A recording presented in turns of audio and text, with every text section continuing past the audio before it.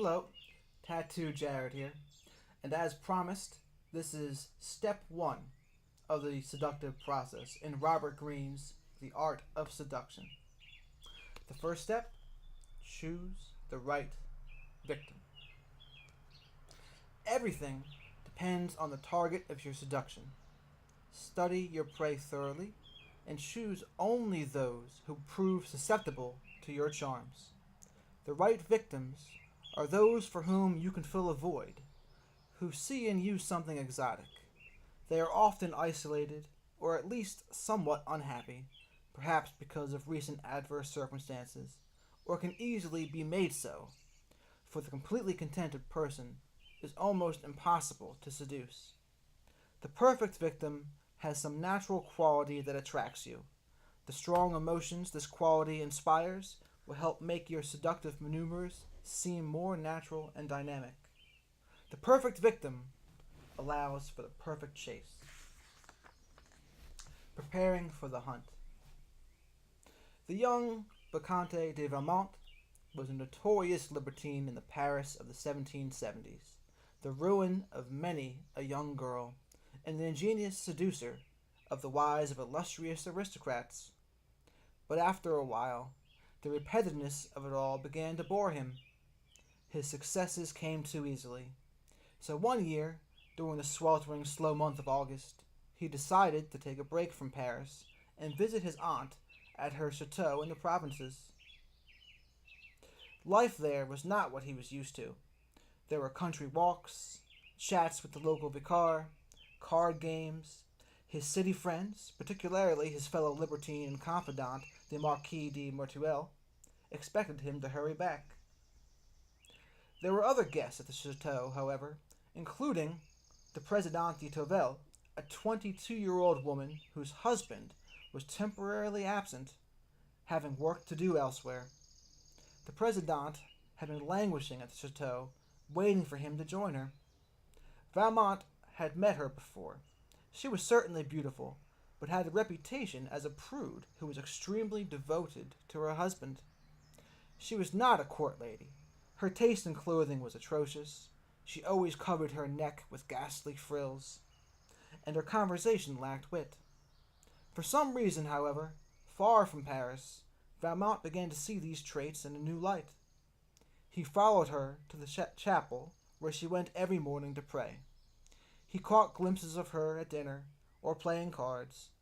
Unlike the ladies of Paris, she seemed unaware of her charms. This excited him. Because of the heat, she wore a simple linen dress, which revealed her figure. A piece of muslin covered her breasts, letting him more than imagine them. Her hair, unfashionable in its slight disorder, conjured the bedroom, and her face he had never noticed how expressive it was. Her features lit up when she gave alms to a beggar. She blushed at the slightest praise. She was so natural and unself-conscious, and when she talked of her husband or religious matters, he could sense the depth of her feelings. If such a passionate nature were ever detoured into a love affair. Valmont extended his stay at the chateau, much to the delight of his aunt, who could not have guessed at the reason, and he wrote to the Marquis de Mertuel, explaining his new ambition, to seduce Madame de Tourvel. The Marquis was incredulous. He wanted to seduce the prude? If he succeeded, how little pleasure she would give him, and if he failed, what a disgrace. The great libertine unable to seduce a wife whose husband was far away. She wrote a sarcastic letter, which only inflamed Valmont further. The conquest of this notoriously virtuous woman would prove his greatest seduction. His reputation would only be enhanced. There was an obstacle, though, that seemed to make success almost impossible. Everyone knew Valmont's reputation, including the Presidente. She knew how dangerous it was to ever be alone with him, how people would talk about the least association with him. Valmont did everything to belie his reputation, even going so far as to attend church services and seemed repentant of his ways. The Presidente noticed, but still kept her distance. The challenge she presented to Valmont was irresistible, but could he meet it? Valmont decided to test the waters. One day he arranged a little walk with the Presidente and his aunt. He chose a delightful path that they had never taken before, but at a certain point they reached a little ditch, unsuitable for a lady to cross on her own. And yet, Valmont said, the rest of the walk was too nice for them to turn back, and he gallantly picked up his aunt in his arms and carried her across the ditch, making the Presidente laugh uproariously. But then it was her turn, and Valmont purposefully picked her up a little awkwardly so that she caught at his arms, and while he was holding her against him, he could feel her heart beating faster, and saw her blush. His aunt saw this too, and cried out, "The child is afraid." But Valmont sensed otherwise. Now he knew that the challenge could be met, that the Presidente could be won. The seduction could proceed. Interpretation. Valmont, the Presidente Tourvel, and the Marquis de Martial are all characters in the 18th century French novel Dangerous Liaisons by Charles de Laclos. The character of Valmont was inspired by several real-life libertines of the time, most prominent of all, the Duc de Richelieu. In the story, Valmont worries that his seductions have become mechanical. He makes a move, and the woman almost always responds the same way. But no two seductions should be the same. A different target should change the whole dynamic. Valmont's problem is that he is always seducing the same type, the wrong type. He realizes this when he meets Madame de Tourvel. It is not because her husband is a count that he decides to seduce her, or because she is stylishly dressed, or is desired by other men, the usual reasons. He chooses her because, in her unconscious way, she has already seduced him. A bare arm, an unrehearsed laugh, a playful manner, all these have captured his attention, because none of them is contrived. Once he falls under her spell, the strength of his desire will make his subsequent maneuvers seem less calculated. He is apparently unable to help himself, and his strong emotions will slowly infect her. Beyond the effect the Presidente has on Valmont, she has other traits that make her the perfect victim. She is bored, which draws her toward adventure. She is naive and unable to see through his tricks. Finally, the Achilles heel. She believes herself immune to seduction. Almost all of us are vulnerable to the attractions of other people, and we take precautions against unwanted lapses. Madame de Tourvel takes none. Once Valmont has tested her at the ditch and has seen she is physically vulnerable, he knows that eventually she will fall. Life is short and should not be wasted pursuing and seducing the wrong people. The choice of target is critical. It is the setup of the seduction, and it will determine everything else that follows. The perfect victim does not have certain facial features, or the same taste in music, or similar goals in life. That is how a banal seducer chooses his or her targets. The perfect victim is the person who stirs you in a way that cannot be explained in words, whose effect on you has nothing to do with superficialities. He or she often has a quality that you yourself lack, and may even secretly envy. The Presidente, for example, has an innocence that Valmont long ago lost or never had. There should be a little bit of tension. The victim may fear you a little, even slightly dislike you. Such tension is full of erotic potential and will make the seduction much livelier.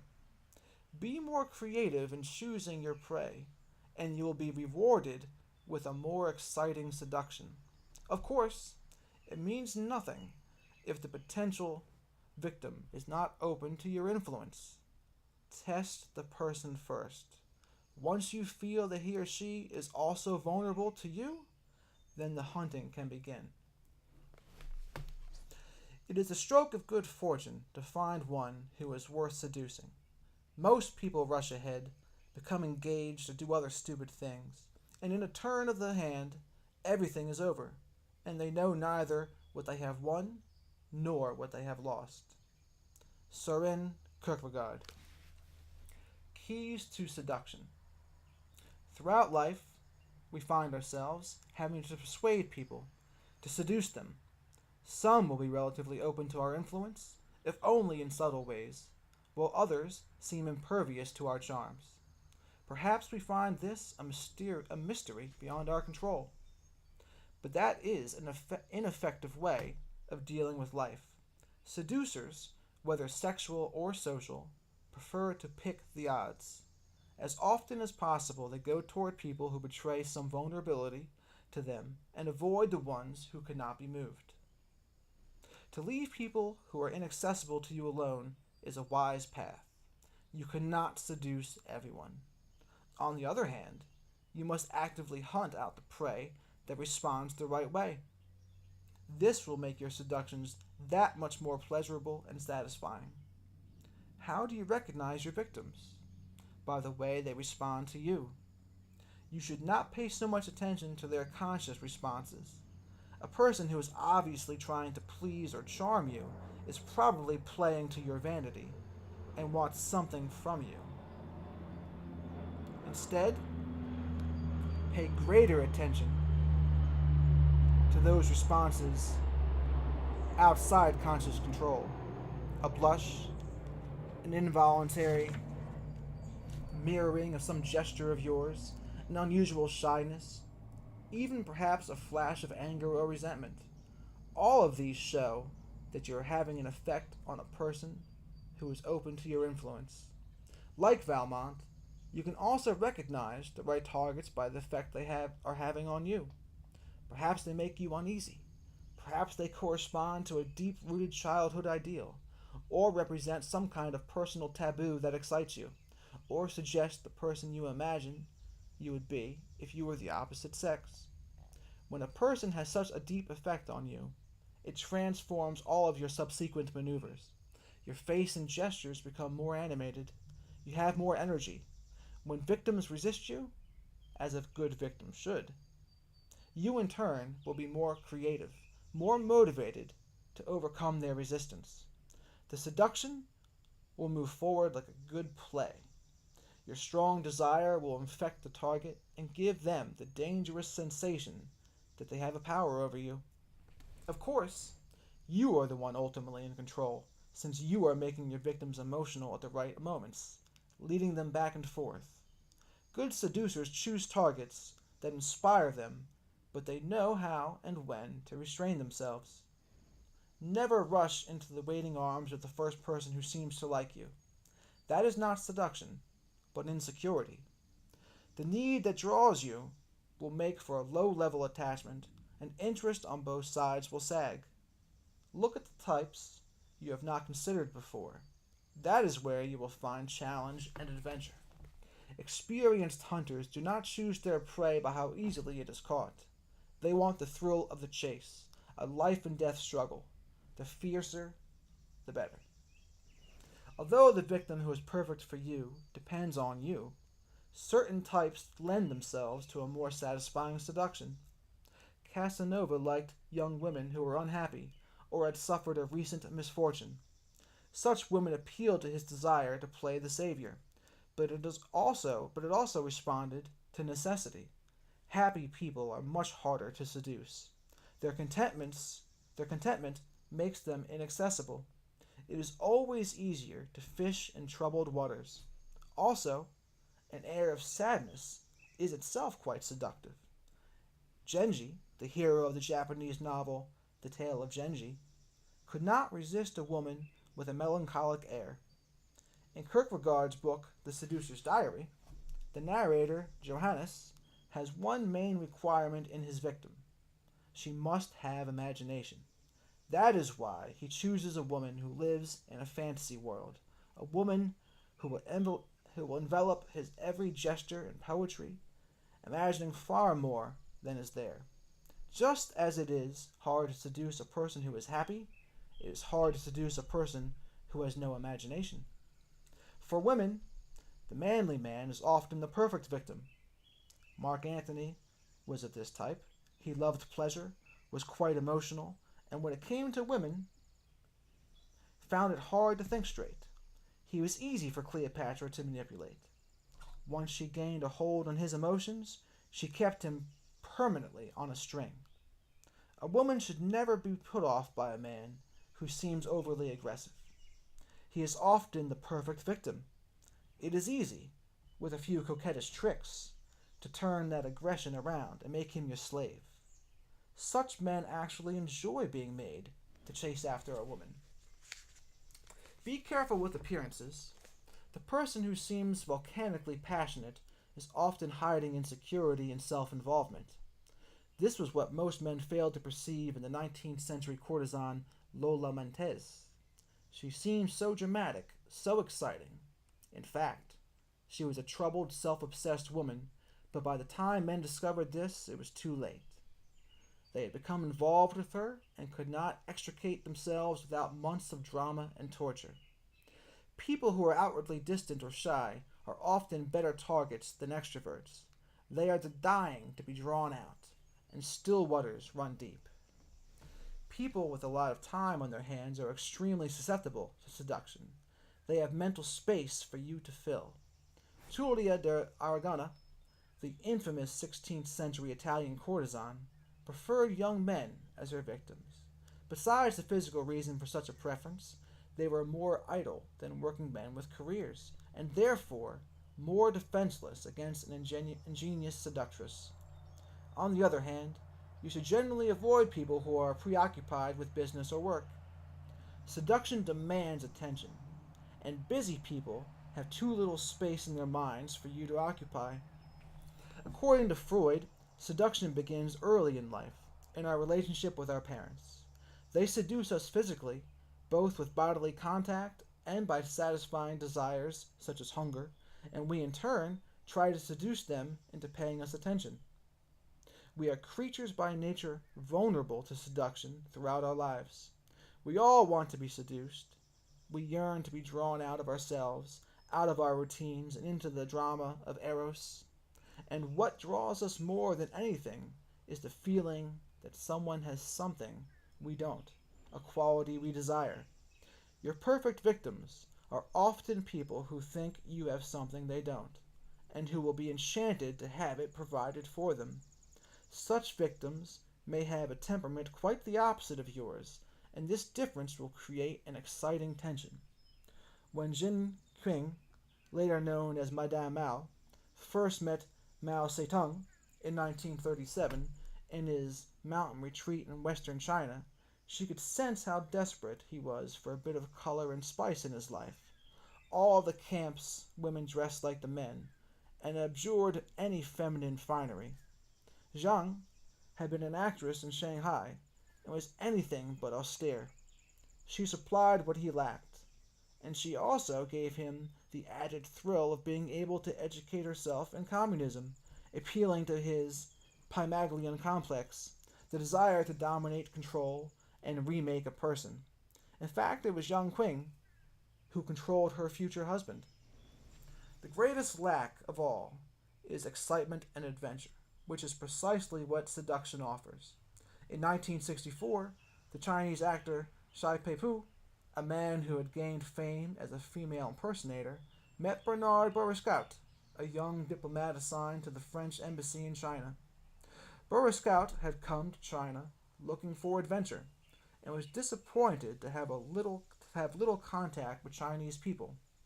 Pretending to be a woman who, when still a child, had been forced to live as a boy, supposedly the family already had too many daughters, and Shai Peipu used the young Frenchman's boredom and discontent to manipulate him. Inventing a story of the deceptions he had had to go through, he slowly drew Boriscout into an affair that would last many years. Boer Scout had had previous homosexual encounters, but considered himself heterosexual. Eventually, the diplomat was led into spying for the Chinese. All the while, he believed Shei Pei Pu was a woman. His yearning for adventure had made him that vulnerable. Repressed types are perfect victims for a deep seduction. People who repress the appetite for pleasure make ripe victims, particularly later in their lives. The 8th century Chinese emperor Ming Hung spent much of his reign trying to rid his court of its costly addiction to luxuries, and was himself a model of austerity and virtue. But the moment he saw the concubine Yang Keifi bathing in a palace lake, everything changed. The most charming woman in the realm, she was the mistress of his son. Exerting his power, the emperor won her away, only to become her abject slave. The choice of the right victim is equally important in politics. Mass seducers such as Napoleon or John F. Kennedy offer their public just what it lacks. When Napoleon came to power, the French people's sense of pride was beaten down by the bloody aftermath of the French Revolution. He offered them glory and conquest. Kennedy recognized that Americans were bored with the stultifying comfort of the Eisenhower years. He gave them adventure and risk. More important, he tailored his appeal to the group most vulnerable to it, the younger generation. Successful politicians know that not everyone will be susceptible to their charm, but if they can find a group of believers with a need to be filled, they have supporters who will stand by them no matter what. Symbol: big game. Lions are dangerous. To hunt them is to know the thrill of risk. Leopards are clever and swift, offering the excitement of a difficult chase. Never rush into the hunt. Know your prey and choose it carefully. Do not waste time with small game, the rabbits that back into snares, the mink that walk into a scented trap. Challenge is pleasure. Reversal? There is no possible reversal. There is nothing to be gained from trying to seduce the person who is closed to you, or who cannot provide the pleasure and chase that you need. This concludes step 1 of the seductive process. Next time will be create a false sense of security, and approach indirectly. And also, my apologies for any of the incorrect pronunciations of the names. That might happen again. Have a good day.